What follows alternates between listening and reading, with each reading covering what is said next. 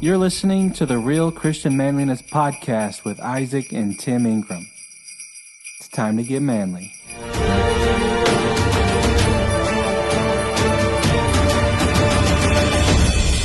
All right, gentlemen out there in podcast land, we want to welcome you to another episode of the Real Christian Manliness Podcast. As always, this is Tim Ingram in Fort Worth, Texas. We got Isaac up in Montana. How are you doing? Howdy. This afternoon? Yeah, I'm just living the dream. How cold is it today in Montana? Oh, it's in the low 40s, so it's not bad. Okay, so you're about where we're at, Texas. Yeah, Anyway. It's not bad. Yeah, we have a special guest on the podcast today. We just did an interview with the Canadian about 30 minutes ago, so technically he would be our second international interview on the podcast. We have Mark Tossell, all the way from Sydney, Australia. Is that correct? Yeah, g'day. That's right, Sydney, Australia. All right. So how is everything down in Australia going? Well, I mean, I'm blessed to live in a beautiful country. It's a very pleasant time of year for us. It's late spring. I live out west of Sydney in a semi-rural area, so it gets really hot in the summer. Last summer it got up to about 115 Fahrenheit. Wow. So, yeah, this is a good time of year. Awesome. Well, we know of Brother Mark from his work. We know of him when he was a missionary a while back. He came through our church a long time ago. His wife was actually acquainted with our parents a long, long time ago. I'm pretty sure she taught me in Sunday school. I'm pretty sure she was my Sunday school teacher at some point. Wow. Okay. Well, so for those who don't know you, would you give us maybe a short testimony of yourself, where you grew up, how you came to know the Lord, and maybe a little bit into when you became a missionary, or a pastor for you, missionary for us. Yeah, so I was born in England, and my family moved to Australia when I was 7. Moved to Sydney, and grew up as a typical kid in the western suburbs of Sydney, I guess. Had a good life. I have a wonderful family, great upbringing. I grew up in an Anglican Sunday school, which would be similar to Episcopalian. And then probably about the age of 10, I became a very staunch atheist. And throughout high school, I used to enjoy debating with Christians and trying to make fun of them. And then when I was about 17, my senior year, I just had a lot of questions that I couldn't answer. I was also quite afraid of death. And I picked up a Gideon's New Testament. And that was 1985.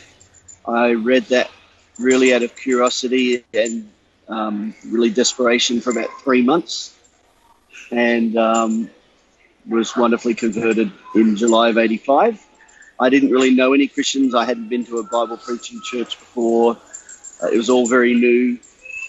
And just as Providence would have it, right after that, a close friend of mine got saved through a local, small, young, independent Baptist church. And he invited me to his church, and that's where I was discipled. I went to university at the University of Sydney. I graduated with a degree in mechanical engineering and was an engineer with Procter & Gamble as a project engineer for 2 years. But just really wasn't happy, wasn't fulfilled, realized it wasn't what I wanted to do, and just had a heart for ministry as well. So went to the States. From Sydney, I remember it was January 1992. So it was summer here. It was about 100 degrees, and I landed in Chicago in January, and it was like 20, and it was a blizzard. And I thought, oh man, I've made like a terrible mistake. But went to college there, which was you can imagine drastic change for me. I went from making lots of money, living at home in a beautiful home with my parents, to living in the dorms, couldn't work off campus because of my visa, was flat broke. And I was 23. They were, surrounded by a bunch of 17, 18-year-olds acting like a bunch of idiots. So it was a big shock, but obviously that's where I met Christina, in fact, very early on, and we dated, of course, and then I was involved in the bus ministry and in teen Sunday school. I surrendered to preach in 97, actually after graduating, which is a long story. So I graduated in 96 from Bible College, worked as an engineer's assistant or draftsman for a while, just to catch up on some bills. And then, I don't know if you've heard of Tom Williams at all, evangelist. Yep. The cowboy. Yeah, so we lived, yeah, that's right. So we lived in Tennessee with him, worked for him for about a year, and that was awesome. And then we did deputation for a year, 130 churches in 13 months, 55,000 miles. Yeah, very short deputation. God really blessed with that. So we raised our support and then started a church in Eastern Sydney, which is a very affluent area. Very, very expensive area, but very untouched as far as gospel. We started that church in 99. What I haven't told you is that from the age of 17, I developed serious clinical depression. So they call it major depressive disorder now, what was known as clinical depression. And it kind of came and went throughout my young adult years, but in my early 30s, it got very serious. I started getting counsel. But long story, I really refused to get any kind of medical help whatsoever. And I think a lot of that is the stigma that surrounds depression. And particularly, when you're a pastor and a spiritual leader, it's almost like an admission of failure. You know what I mean? So probably around 2010, it started getting very bad. I started becoming suicidal, couldn't sleep, couldn't think, couldn't function, started withdrawing myself. I'd go off, turn my phone off for 3 or 4 days. I'd come home to sleep. My wife didn't know where I was, if I was even alive sometimes. And then probably about 2 years ago, I think it was, 3 years ago, I had a complete breakdown, which was really bad. So I had a complete cognitive meltdown, couldn't think at all, wasn't able to work. So I took 4 months medical furlough, started getting medical help. And I guess in the eyes of some, this is such a controversial subject, but I had a doctor, I was put on medication, which I'm still on, had a fantastic Christian psychologist, an awesome doctor that really helped me tremendously, lots of family support. And through all of that, I came back to the ministry and just had a very tender heart towards those that struggle with depression. And that ended up in writing the book. And I think you've heard of my book, Hope, Help, and Healing for the Depressed. So we talked in another episode with one of our uncle who had a son that committed suicide. We talked a little bit about depression. And a lot of people maybe don't think of it as a real thing, or they look down on it. Maybe I don't know what the deal is. I was blessed in college to have a teacher that told me that it's real, and that as Christian counselors or whatever, that we don't have all the answers. And when you know that you're past what you can do, to refer people to professional medical attention. So it's in your opinion, is there like a way that you can kind of tell when somebody's just not in a bad mood or sad? What's the difference? How can you tell when somebody's actually depressed? Is it possible? It is, but mental health is so complex. Even in my own life, for example, I had never really struggled with serious anxiety. I'd never had an anxiety attack. And recently my depression pretty much went away, and then I started struggling with anxiety and anxiety attacks, and really bad ones. And I don't particularly know why. There was no no trauma that really precipitated it. But I know that when obviously I've had the opportunity to counsel quite a few people, particularly since I've started sharing my story, because people open up with you when you're honest about your situation. If it's something that is more chronic than acute, if it's more long-term, if a person has had more than just the odd thought of I'd like to be dead, like if they've had serious suicidal thoughts, and if counseling and exercise and diet are not helping, that's when I would encourage them to see a doctor. Also, if they've struggled with it like myself for a very long time and have really, I had read so many books, I got so much counsel, I had done literally everything I could aside from medical help, and it was just getting worse. I think it was pretty obvious there that I needed to seek out some help. And really it was my wife that was the catalyst for me seeking medical help.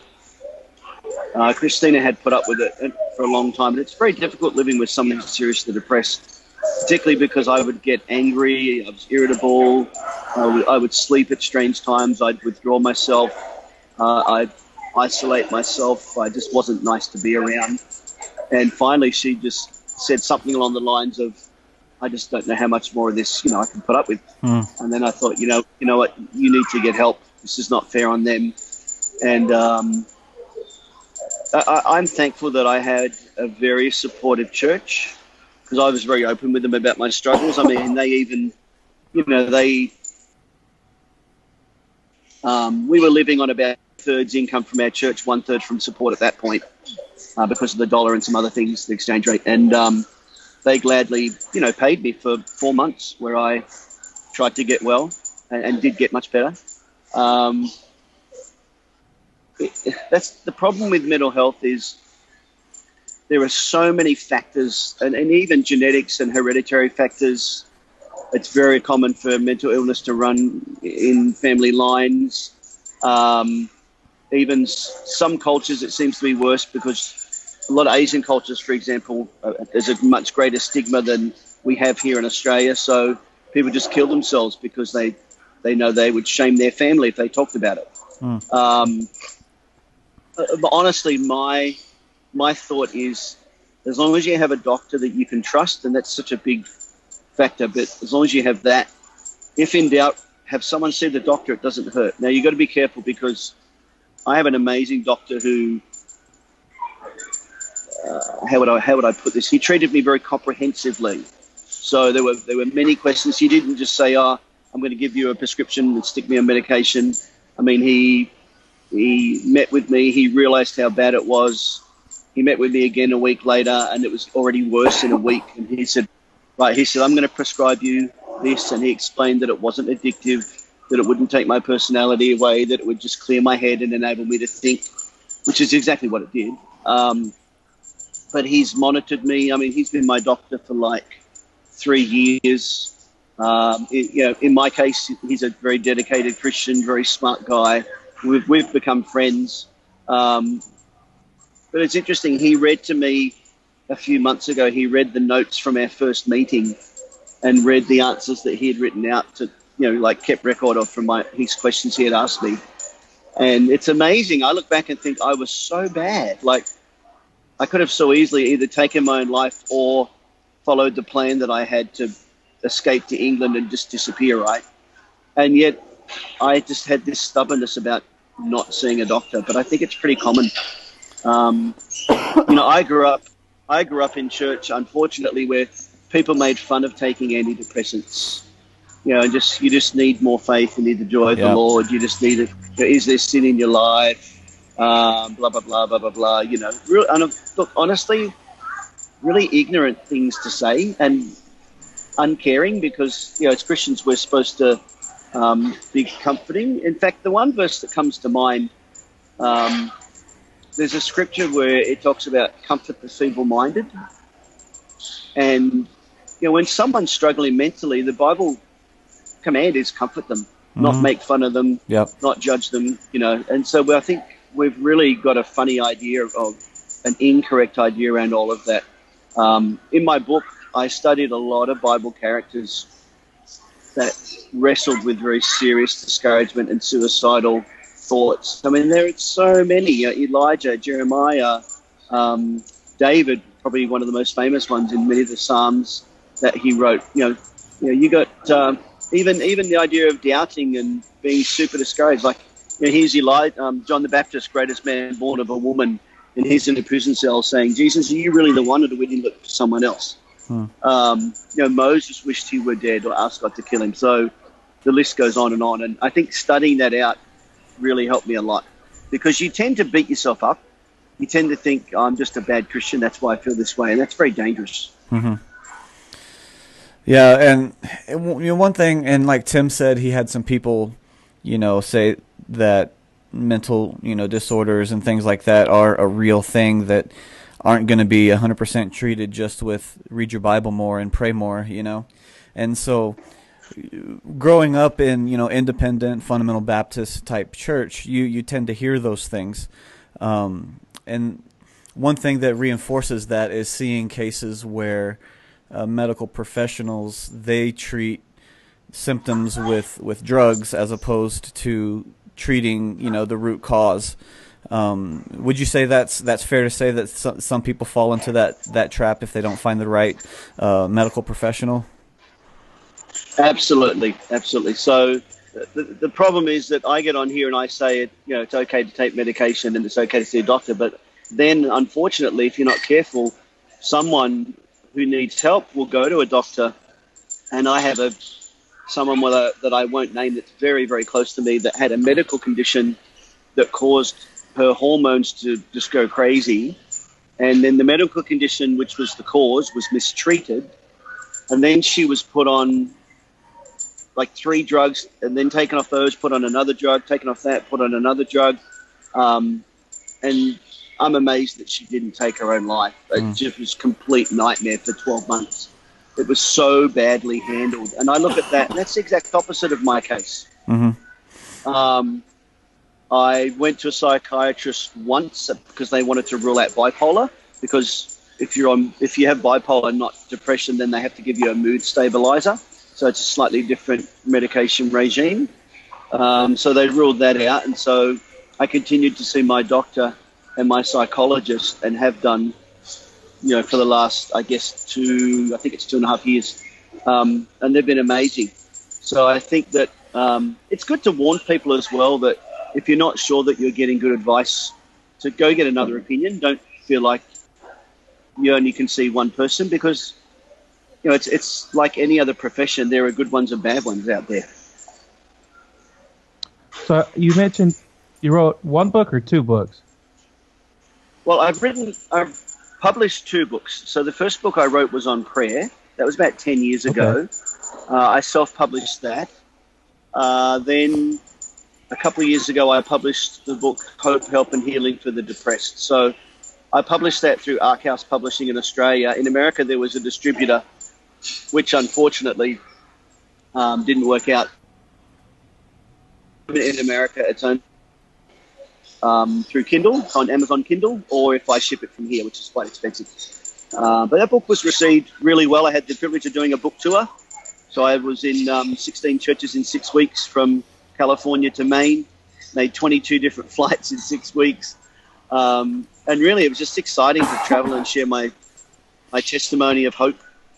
And so many people came up to me or messaged me later and said, look, I'm struggling and I don't like to talk about it, but you've really encouraged me. And that's really why I did it. That's what I was going to ask. I would imagine a lot of doors open for you to help other people that were struggling with it as well. Absolutely. And even even the book itself, it has a lot of the gospel in it. And there's been quite a few people that, through my work contacts and through either sharing my story in the secular and corporate arena, people have read the book, or we've spoken at length, and it's often given an open door, which has been great. Awesome. So you mentioned in your book that the gospel is in there. Because we talk about how mental disorders and things of that nature there needs to be professional help and counseling through that. But what role does a person's salvation and relationship with Christ affect, any type of clinical depression? It's interesting because I could probably talk on that for a really long time, but because it's one of my passions. To put it simply, I guess, if you look at a person as a trichotomy of body, soul, and spirit, so you need the physical, which is like exercise is actually really important. I think more than a lot of people know. Diet is a factor. And then you've got the soul, which is where you get your counseling and or reading good books, which is another form of counseling. And of course, medication and medical help is in those two areas. But the third area is the spiritual. And I guess I'll just be very honest and upfront with you. One struggle I've had in our circle of churches is almost an idea that Christianity is all about how I perform and how well I do. And if I don't reach people's certain standards, if I'm not everything that I'm told I should be, then I tend to have this idea in my head that somehow I've disappointed God or God's mad at me. And I start, that actually starts me down a road of self-condemnation, which can lead to depression. And I just did a lot of study around the idea of acceptance and justification. And in fact, I have a chapter in my book that's really all about that, because that is a truth that helped me a great deal. Not everyone is the same, but in my depression, a lot of it is about self-condemning, beating up self. I'm a failure. I'm hopeless. Blah blah blah. I'm a lousy Christian, lousy husband, lousy pastor. And I wasn't really grounded either theologically or even just in my own mental patterns around acceptance.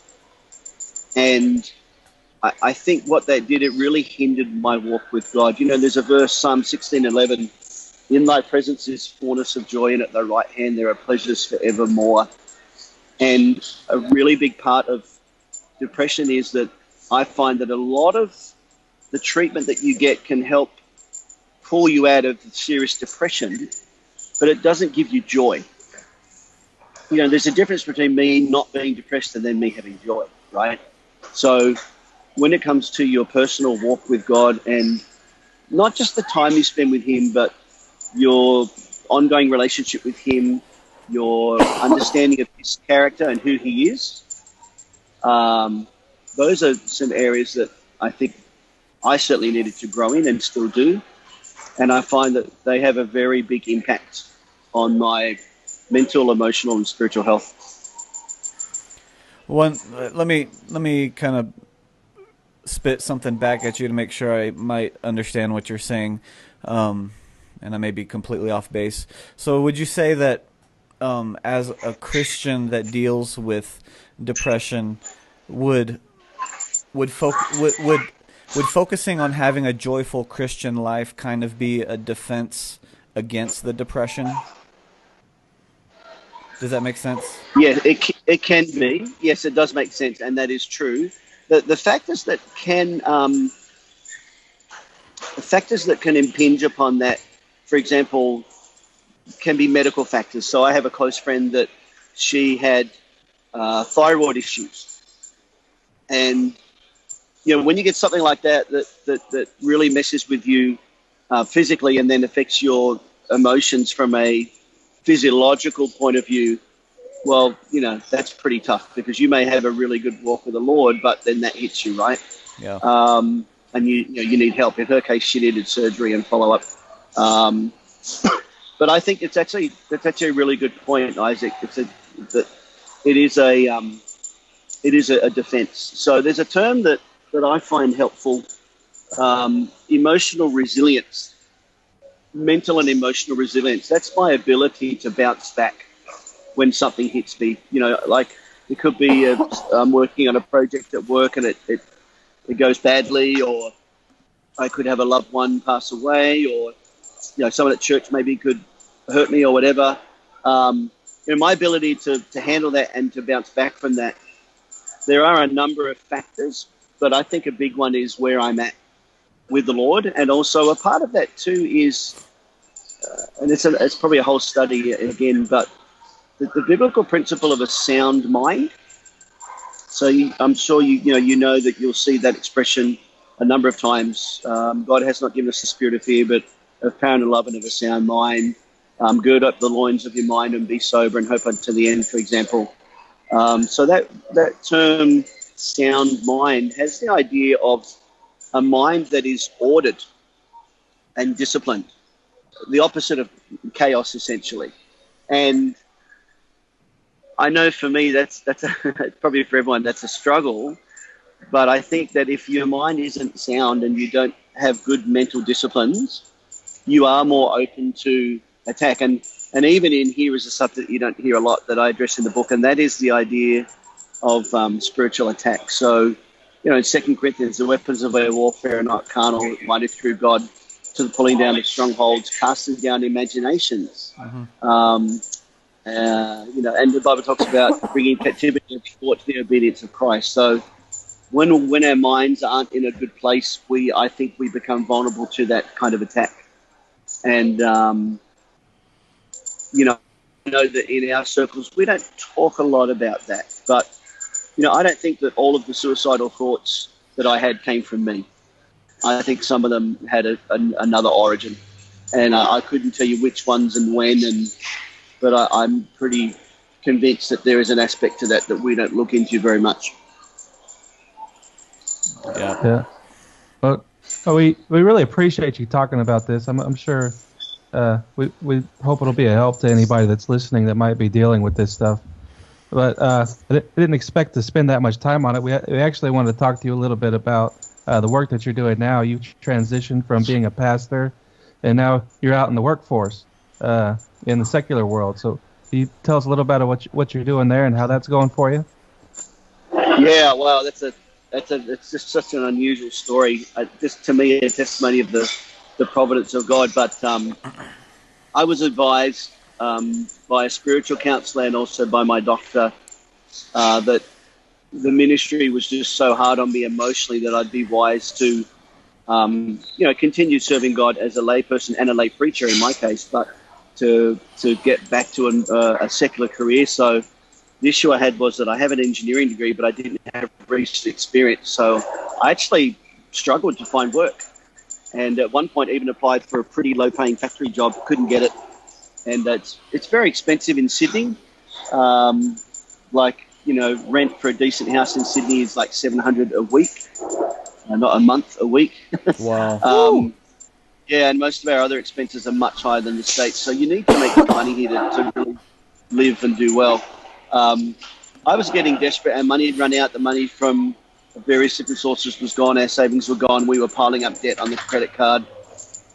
And then a friend of mine owns a wealth management business, and they were going to implement what's called Salesforce, which is a CRM, which you probably just want to think of as a very involved and complex database for managing your clients, as it were.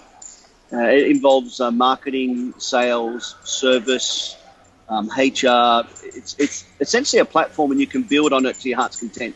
Is that customer resource management? Is that what that stands for?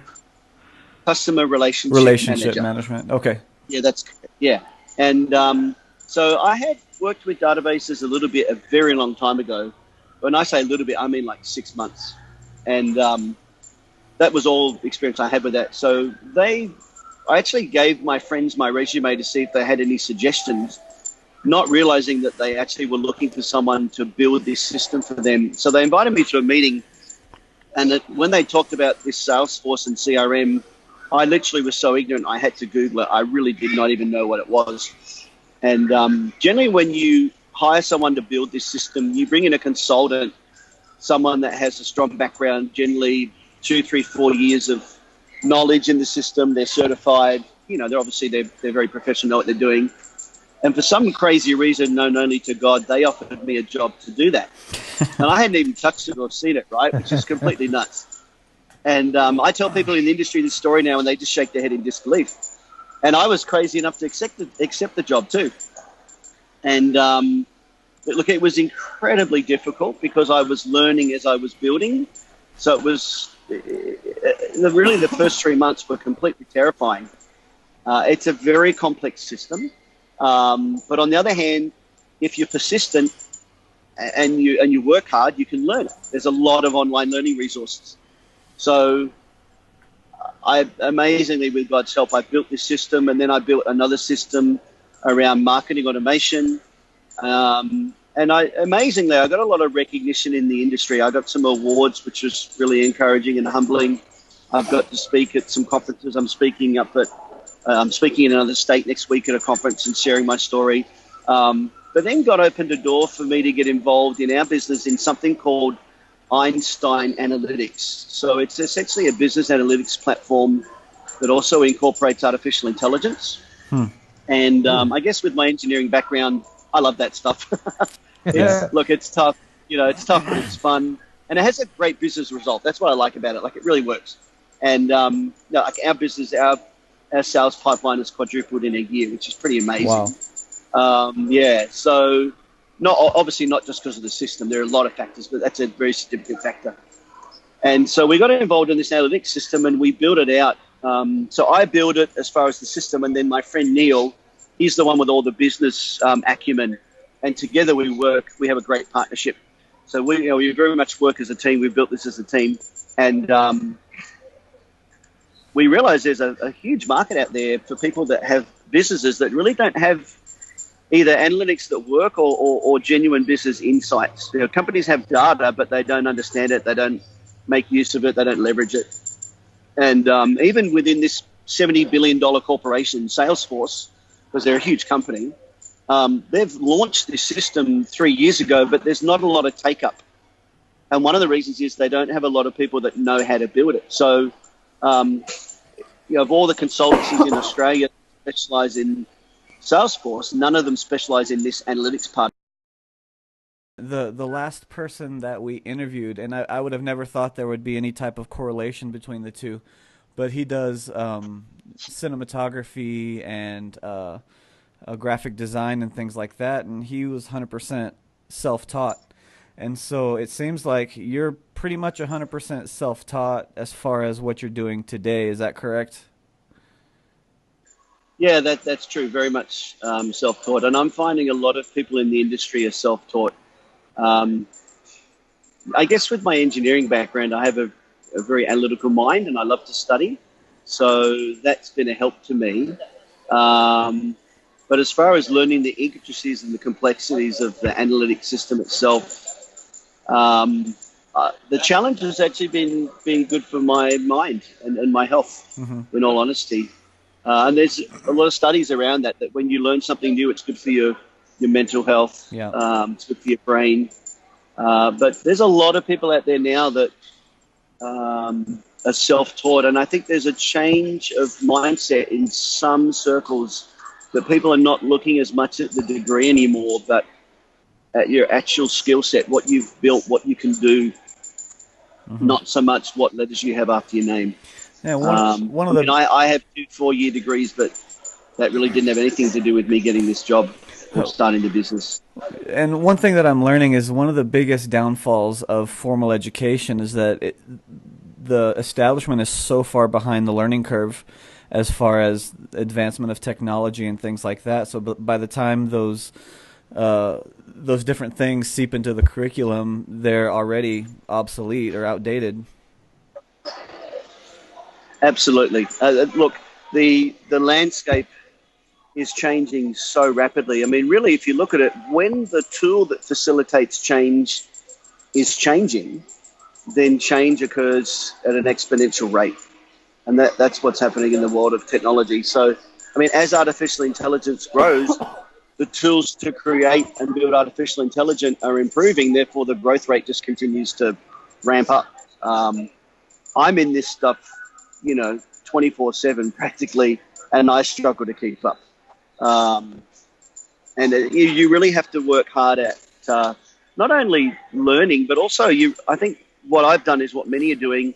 Instead of me trying to learn this whole massive system, I've focused in and I've honed in on analytics, and that's the area that I've chosen to become an expert at or become really good at, because I know I can't possibly become an expert in the whole thing. Mm-hmm. No one can. It's too big.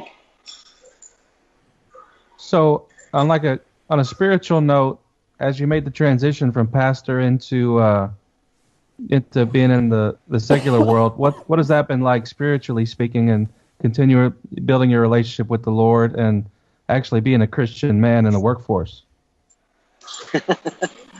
Well, it's been a huge change. Yeah, I mean, in some ways, my relationship has become more personal, less professional. In some ways, probably the struggle I've had is because I don't have to prepare the messages every week. I feel like I'm not studying like I should. If that's just making a very honest admission. Yeah, I think that's an area where as every guy or lady that has a full-time job and a family, balance is the struggle. So, you've got Sundays, you've got perhaps Saturday stuff going on, then you've got your own personal walk with the Lord. You've got, I've got a wife and 11-year-old son. My job is certainly not a 9 to 5, Monday through Friday. So really just balancing all of that is a battle. I'd have to say the one thing that I do miss, even still, is just kind of feeding the flock every Sunday. I do miss that, and I think it's good that I miss that. Right. You can imagine, like, I was in ministry really essentially for 25 years, so it's been a huge lifestyle change. And I think that things will continue to progress in the sense of having, like, we're looking at a Bible Institute at church and stuff that I'll be, working with, obviously. And I just really need to get better at managing my time and my priorities. I think a good friend of mine, Doug Fisher, in the States, in San Diego, who's a friend and a counselor, he said that right now, obviously you're just trying to put food on your table, build a career, launch a business. He said, obviously your focus will be primarily on that at the moment. But he said, as things settle, he said you'll probably have more opportunity, for ministry and other areas. So, we'll see. We'll see how it goes. But I'm sure for you guys, it's the same. Just trying to balance everything. Mm-hmm. Definitely. Well, we'll go ahead and start to wrap this up. Isaac, do you have a few last questions for him that you wanted to ask? No, I think we've gone past our time, so I don't want to go into any more questions. Well, anyway, Mark, we really appreciate you coming on the show. Hopefully the guys listening will be able to get some help from what we talked about, both professionally and personally. We appreciate you going over the stuff. My pleasure. You have any social media for anybody that might want to reach out and contact you after this? Yeah. Yeah, so I have a blog that's doing quite well. I try to post every 2 weeks. So it's just my name, marktossell.com, marktossell.com. So that has a lot of technical posts, but also some stuff about depression and really all kinds of stuff on there. And then I'm on Twitter, so my handle is @marktossell, MarkTossell. And I'm on Facebook a little bit. That's mainly personal, just, kind of personal, casual stuff. But, and if anyone wanted to contact me, the best way would be either through the blog or through Twitter. Awesome. And thanks for the interview. Sorry. I'm sorry, go ahead. Where will the podcast be hosted? I mean, we're on iTunes, Stitcher. Oh, iTunes, okay. Yeah, okay. We even have stuff on YouTube. So I'll make sure we pass that on to you. Well, I hope the interview worked out well for you. No, we enjoyed it. Yeah, and, thanks everybody for listening, and have a great day. All right, guys. Thanks for your time. Thank you for listening to the Real Christian Manliness podcast. We hope you enjoyed our show. Now, if you could do us a favor, go over to iTunes and leave us a 5-star rating. That way other people can find us easily in the rankings. And if for some reason you don't think we deserve 5 stars, give us whatever you think we deserve, but please explain why we got that rating in a review. Now make sure you subscribe and have a great day.